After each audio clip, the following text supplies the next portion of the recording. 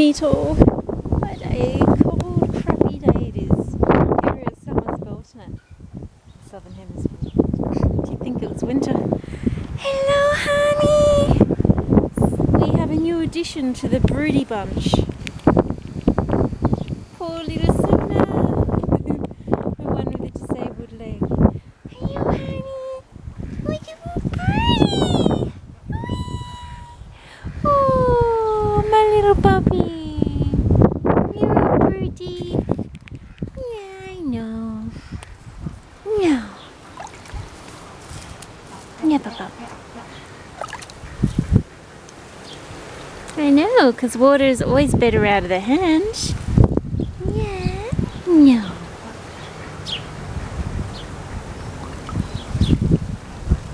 You gotta remember to drink, sweetheart. You gotta remember to drink the water. She's wanting noodles. Oh, look at her, she's so crazy. Oh, I gotta get a recording of the other two girls when they're out here being dragons, terrorizing everybody. But for some reason, the ducks want to just hang out in the run. They're either spooked because of all the windy, crazy weather we're having, or they can sense a storm is coming, and yet another bloody storm, or I don't know what, or there's something lurking about that's spooking them. Man, my fence is just so falling apart. I keep getting feral and people's cats, people who don't look after their cats and let them wander in other people's spaces coming in. I've got to set up the fox traps again. Hey girls! No, look at your feathers coming back. I know. Yeah. Oh, Speedies. Speedies. Bridget. You're a beast, Miss Bridget. They love the sunflower seeds. So Bridget's feathers are healing back. It also looks like the scales on her feet are coming back. Same as Buffy. However, I'm still taking Bridget to the vet tomorrow just to check that there's no mites on the legs anymore, and also to double check there's no other different types of mites. There's not one type of mite. There's one mite that likes to attack the legs, another mite with the feathers. But you see, my ducks are actually, my zoom, sorry. My ducks are actually a little weird. When there's low cloud though, they can't see that well, any aerial predators or Freya. So they know they're safe in their runs. So the past few days they really have been hanging out in their runs only. Not only, but mostly. I'd say like 90% of the time sitting in the runs. Oh, Sunna. Oh, you're such a cutie. Look at her wee legs too. Is that comfortable? Is it? This is like her favourite spot at the moment. Look at her legs. Just hanging. Oh, Sunna. But she's all broody now. Sunna. She's got the most prettiest little blue eyes she has. Almost like periwinkles or cornflowers. Oops, sorry. Don't know why my camera's being absolute. Let's follow the arch. Down the arch. Wrong arch. This one here. There she is. I'm sort of not going over there more than I have to. Not until tonight when it's bath time and they'll come running in. And she'll come running in too, but she'll come in yelling at everybody. All hormonal. Oh, so the other two have just come in.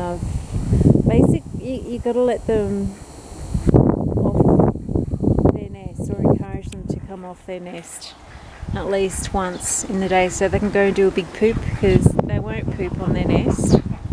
They just hold it. Also, so they can just get something to eat and drink as well. I don't want emaciated from sitting on their eggs. Look at her. Little wee legs. Serena. And they do this little turn thing. They like to try and turn their eggs. So that's what she's doing now. Their eggs are no way viable. Sunna's eggs, that is. And partly because they come in at night. So, you know, the eggs are being exposed to the elements at night. But I like to let her just go through her month or 4-week thing of sitting on her eggs so she can feel like she's, you know, doing something like being a mum. Or I'd love my girls to have a good crack at it next spring. Just like this year is too much for me. I couldn't handle more ducks right now. I really couldn't.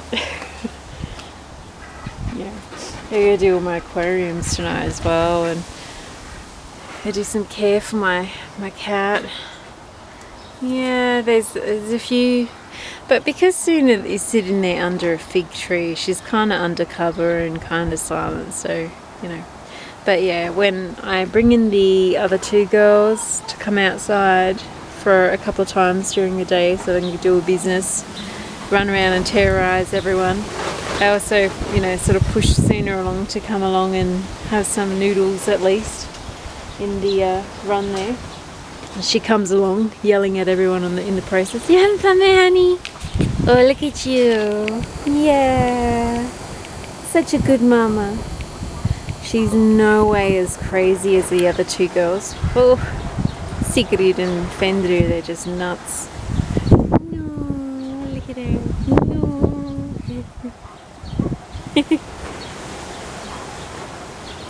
What I might even do is, Fenr and Sig, they, I swear, they're well overdue to stop being broody. When they stop being broody, I'll start bringing Sunna inside, or start leaving her inside, kind of thing. And our seasons are so out of whack. The temperatures, sorry, the light, the amount of light is spot on. You know, things are spot on that way. But the temperatures it's literally like someone is stealing the sun. Like someone is like blotting out the sun. We're not getting as much sunlight as we need and warmth, and it's thrown everything out of whack. So what happens in spring is happening so much later, and which means that, you know, we very well will probably have no actual summer. So harvesting next year is going to be pretty shit. So I hope people are stocking up, not going crazy and buying everything out of the shops, but all you need to do is buy an extra packet of pasta or an extra packet of lentils each time you go shopping. And before you know it, you have, you know, 3 months to 6 months supply. And, you know, because I don't see things getting better, because people keep going on about global warming, which is BS. I mean, I record everything, like I record and journal charts, temperatures, rainfall, because of my horticultural practice, but also, you know, just I like observing the patterns of birds, and we're not getting warmer, we're getting colder, we're getting less sunlight, and it's so evident in the plants. And I don't know, those in the field who are saying we're getting warmer, I really wonder, are they actually looking at data, or are they looking at faulty data, or are they being paid off? And I mean, it stinks, because it's like, you'd presume they actually care about critters in the environment, but if you're doing, propagating false information, even though you claim to be pushing truth and against, you know, conspiracy theorist sort of thing, but what you're doing is you're really doing a disservice to the natural world, because if people don't actually understand what the natural problems are, what they actually are, well, yes, they get fleeced by those who like to shyster people out of money on and their property and all that sort of thing on bullshit, because it's the only way they can do it, on bullshit. bullshit. They can't do it honestly. But also, people also don't realise the battle they're fighting. It's like they're trying to fight a fire where there is no fire. So there's a freezing instead. And so it's no good all round. I mean, I think if people actually knew what was going on with we are having less sun. Australia's gone and deluge, and they're going, oh, water. It's like, well, they're not catching water, and those who take all the water out of the river systems is big ag. It's not domestic use. Yet those who use water domestically, we get punished the most, especially out in regional country. We get charged the most. Meanwhile, those who just suck out the rivers for big ag, don't get punished like that. But at the same time, I mean, they're just meeting a consumer demand, aren't they? Because if people really gave a shit about the environment or resources... Oh, I know, boys, it's windy as... I really need to secure things down again this weekend. Yeah? If they really cared, they'd go vegan. Plain and simple. It's, one of the ways you use absolute minimal from animals. Because a lot of the resources we grow in big ag is for animals in order for people to eat animals. It's ridiculous. Instead of just eating animals, eating the resources in the first place, instead of growing it for animals that then people it's crazy. Absolutely crazy. There's nothing new. I've known about this for over at least 20 years. Actually, no, it's the 1920s we knew about all this. But, what do? Big ag and pharmaceuticals, they sort of run the show, don't they? And they've got corporations in pocket, smaller corporations in pocket. It's one big monopoly, so...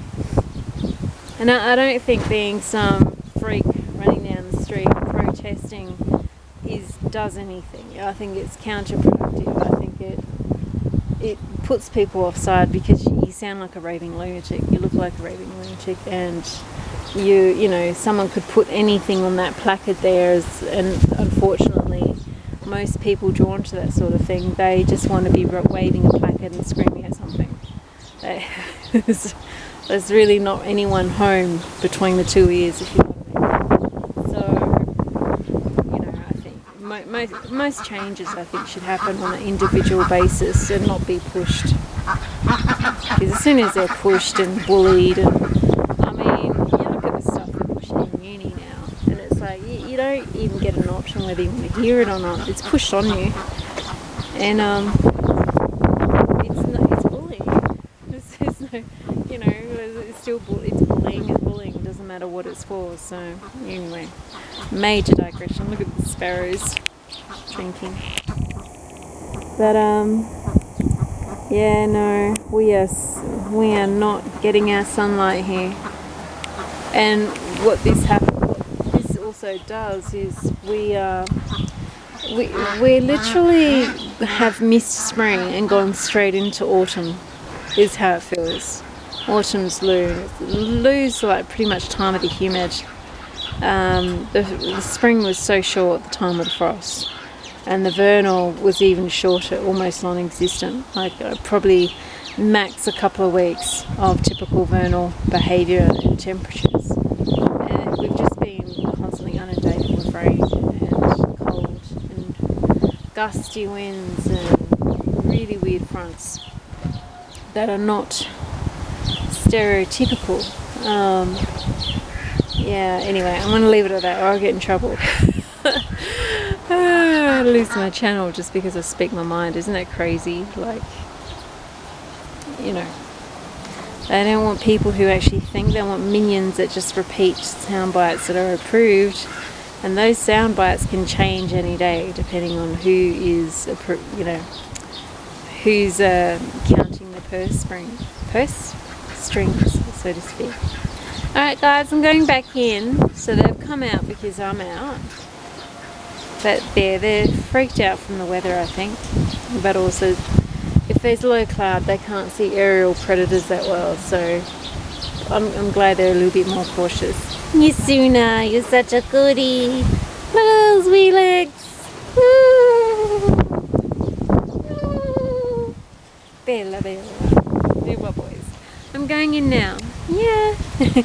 Blessed be Mary Pat. Sorry, that sort of diverted this vlog. I was just wanting to show poor little Sunna's craziness. She's joined the broody bunch. But yeah, I don't know, man. I'm worried. Generally worried for critters, plants, environment. Not because people are driving cars and, you know, all sort of bullshit. I think things are happening, but it's not done by Mrs. and Mr. Jones living in suburbia, but it's being orchestrated. People are being moved like cattle. They are. They're getting moved by like cattle with weird anomalies happening in weather, and I don't know. I've done enough work with government to know what they can do, etc. And they're being controlled and not by the people that vote them in. Anyway, enough of that. Blessed be Mary Patch. Frigg, you have the cutest little noggin. Oh, my babies. Sunna, look at her. This is what you call layback. Her legs resting up on the fig tree pot. Sunna. But yeah, worried about my feathers. Worried about the wild animals. Wish people weren't so gullible falling for the global warming nonsense. And I say that as a scientist and also as someone who actually really does care more about the natural world than virtue signalling brownie points. It drives me nuts. It's crazy. Anyway, enough of that. My little grumble at the end there diverted. But yeah, I'll be taking Brigette to the vet tomorrow, and I'll probably do an update there and see what the vet has to say. He is an avian vet. I suspect we probably might still have mites, but on the feathers, I'm not sure. And I think part of the reason is when Merlin was still with us, I mean, they ride their back, and she's got missing feathers from that. But if he's got mites on his feet, he could have, you know, scratched them into her or something. I don't know. We'll see. We'll see tomorrow. Alright guys, I'll be back in an hour. Yeah, I'll get the bath going. Yes, Freya. Hey, Bubby. No. My little puppies. Oh, that sun's nice, isn't it? It's those clouds and that bloody wind that kills it. Yeah. Anyway, guys, let's be in Mary House. Sunna. Bee. Look at your wee legs. Yeah. Hanging up on the fig tree pot. Yeah. Oh, cutie.